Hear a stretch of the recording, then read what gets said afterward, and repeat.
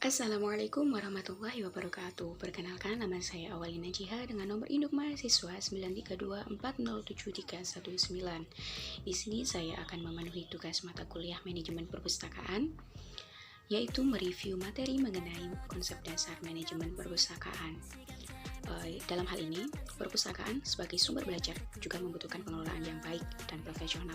Untuk itu, pengelola sekolah pun juga harus memberikan perhatian yang sangat khusus, utamanya yaitu manajer sekolah. Dalam hal ini, manajer sekolah yang dimaksudkan yaitu kepala sekolah. Juga bisa dari pihak guru maupun dari pihak komite sekolah. Nah, perhatian itu sendiri diwujudkan dalam bentuk memberikan segala daya dan upaya, baik berupa tenaga, pikiran, maupun finansial, untuk mengoptimalkan peran perpustakaan sekolah.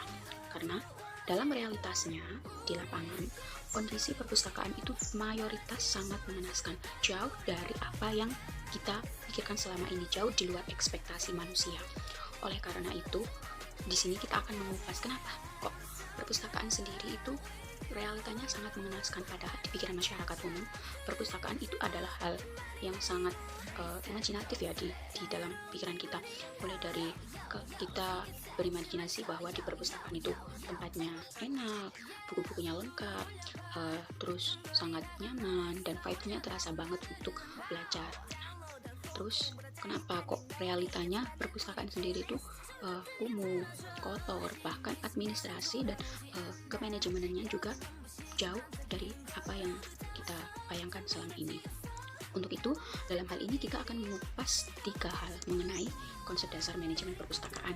Yang pertama yaitu apa saja konsep dasar perpustakaan, dan yang kedua manajemen dan lingkungan perpustakaan itu bagaimana.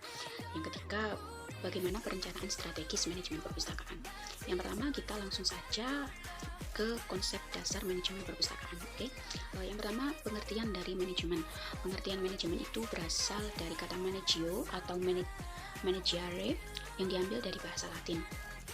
Dari kata manus yang berarti ringan, yang berarti tangan, dan agere yang berarti melakukan. Oke. Lalu manager diterjemahkan dalam bahasa Inggris menjadi bentuk kata kerja to manage dengan kata benda manajemen, dan manager untuk orang yang melakukan kegiatan manajemen itu sendiri. Nah, lalu dalam bahasa Indonesia menjadi manajemen atau pengelolaan. Yang selanjutnya yaitu manajemen sebagai seni, sebagai ilmu, sebagai profesi, dan sebagai proses. Oke. Manajemen sebagai ilmu sendiri yaitu dikarenakan manajemen merupakan sebuah pengetahuan yang telah disusun secara teratur dan mencoba memecahkan kendala yang berhubungan dengan suatu problem. Yang kedua, manajemen sebagai seni merupakan cara pandang dalam mengatasi kewajiban ataupun tugas bersama. Yang selanjutnya yaitu manajemen sebagai profesi, yang telah ditentukan bahwa tingkatan lewat berbagai lembaga pendidikan dan training.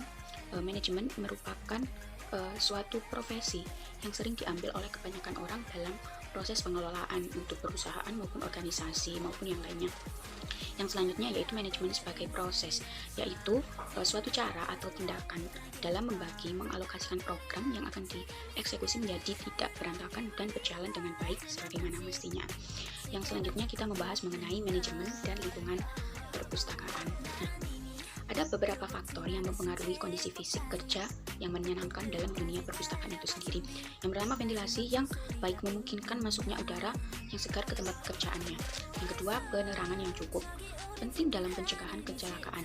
Selanjutnya, adanya tata ruang yang rapi dan perabot yang tersusun secara baik sehingga menimbulkan rasa estetika yang kalau kata anak zaman sekarang yaitu estetik. Dan selanjutnya, lingkungan kerja yang bersih dapat menciptakan rasa senang dan nyaman berada di tempat kerja dalam waktu yang lama. Selanjutnya yaitu lingkungan kerja yang bebas dari polusi udara. Pembahasan yang ketiga yaitu perencanaan strategis manajemen perpustakaan. Nah, pada dasarnya tugas utama setiap perpustakaan itu membangun koleksi yang kuat demi memenuhi kebutuhan manusia, kebutuhan pemustaka itu sendiri yang dilakukan oleh manusia, maksudnya pemustakaan itu. Pengembangan koleksi mencakup semua kegiatan untuk memperluas koleksi yang ada di perpustakaan, terutama pada aspek seleksi dan evaluasi. Nah, perencanaan pun merupakan hal yang sangat penting juga dilakukan dalam sebuah manajemen perpustakaan. Tidak hanya manajemen perpustakaan juga sih, dan semua manajemen juga membutuhkan perencanaan yang matang biar hasil dan tujuannya itu memenuhi target sesuai tujuan itu tadi, untuk mendapatkan hasil yang efektif juga. agar sesuai dengan tujuannya. Nah, dengan perencanaan itu pengendalian terhadap seluruh unsur manajemen dapat dilakukan. Jika tidak, maka tidak ada pula keputusan dan proses manajemen. Nah, yang selanjutnya, isi dari rencana strategis perpustakaan dan pengembangan perpustakaan itu apa aja sih? Ya, yang pertama itu harus ada profil perpustakaan sekolah. Di situ terdapat visi, misi, tugas, fungsi. Yang selanjutnya yaitu harus ada analisis SWOT perpustakaan. Di situ terdapat kekuatan, terdapat kelemahan, terdapat peluang, tantangan. Yang selanjutnya yaitu kebijakan strategis dan program kerja. Lalu harus ada kegiatan, harus ada anggaran, harus ada jadwal, dan harus ada target. Oke, pembahasan untuk konsep dasar manajemen kita kali ini sudah selesai. Yang selanjutnya mungkin dari teman-teman juga ada beberapa pertanyaan yang masih mengganjal di benak teman-teman masing-masing ya.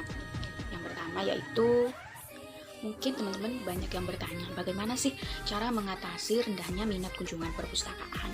Apakah ada saran manajemen atau marketing atau plan untuk perpustakaan agar perpustakaan itu banyak pengunjung?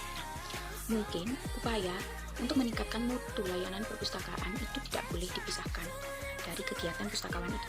Seperti yang telah diungkapkan oleh Carnegie Atmojo, banyak upaya yang dapat dikerjakan oleh pustakawan untuk meningkatkan layanan perpustakaan. Yang pertama yaitu sikap ramah dan penampilan yang baik pustakawan itu sendiri, dan yang kedua menyediakan brosur tentang kegiatan yang ada di perpustakaan.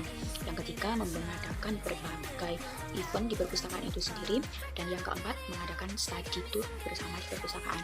Yang kelima mengundang tokoh masyarakat atau seorang pakar untuk mengadakan ceramah, atau kalau di zaman sekarang kita mengundang beberapa influencer ya, agar orang itu dapat mengenali, oh di sini ada perpustakaan, di sana ada perpustakaan yang kayak gini gitu. Jadi mungkin bisa juga dengan kata lain endorse atau paid promote juga bisa bagi pengenalan gitu ya, kalau dengan budget yang minim.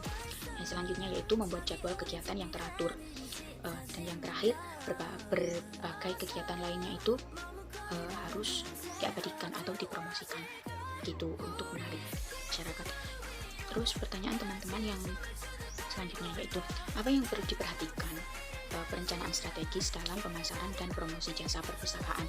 Nah, jawabannya yaitu perencanaan pemasaran dan promosi jasa perpustakaan itu merupakan dasar untuk semua strategi dan keputusan pemasaran.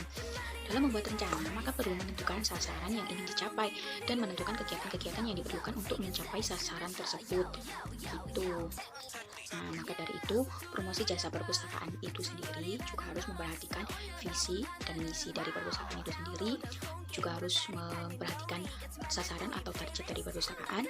Yang ketiga yaitu melakukan analisis situasi. Nah, kalau kita nggak melakukan analisis situasi, pemasaran itu juga terlihat sangat sia-sia, karena kita tidak tahu bagaimana hal di dalam tempat yang akan kita sasar dalam pemasaran. Kalau kita nggak mampu menguasai keadaan, ya kita nggak bisa melakukan pemasaran itu secara enak, secara lancar gitu.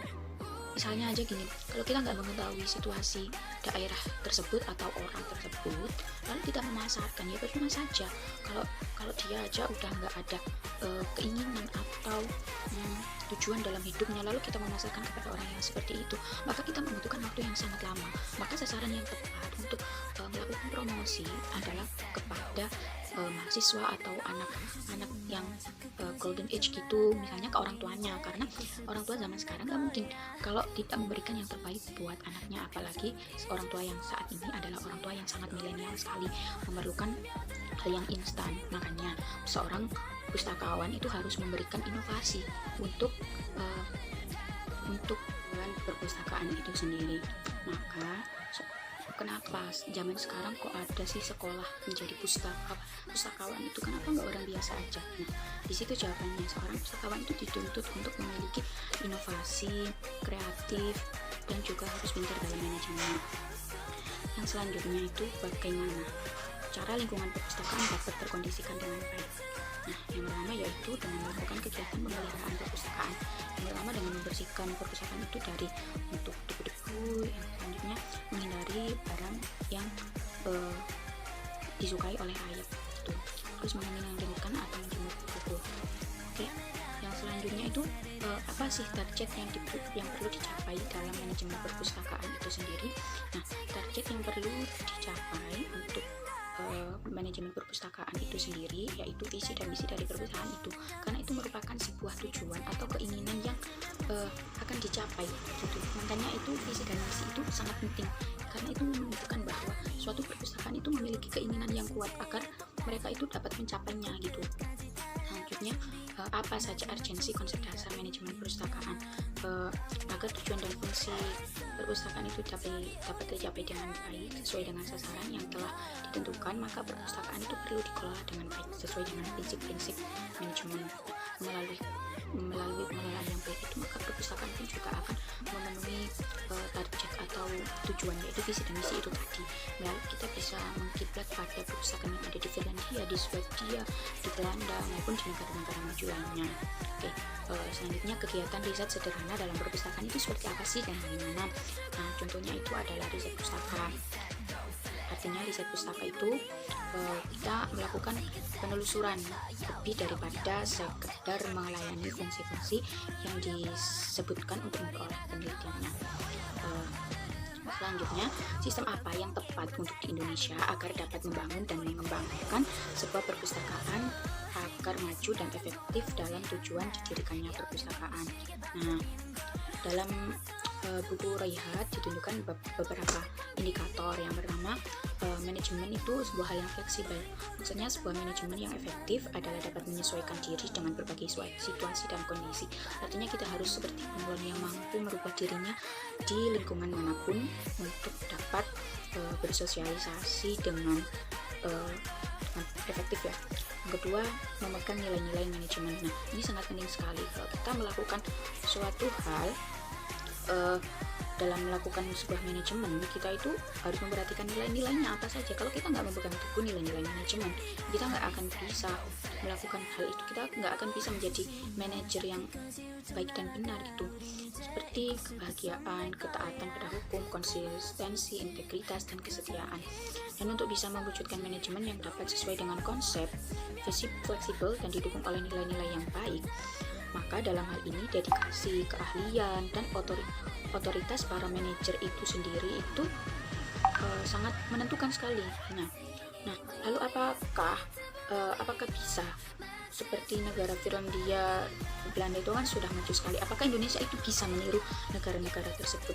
Nah, jawabannya itu bisa, namun butuh waktu yang cukup lama. Semua itu nggak serba instan gitu, nggak semuanya butuh proses. Semua orang yang hidup di dunia itu pun juga perlu berproses gitu. Oke, untuk itu sekian review materi dari saya. Kurang lebihnya saya mohon maaf. Assalamualaikum warahmatullahi wabarakatuh.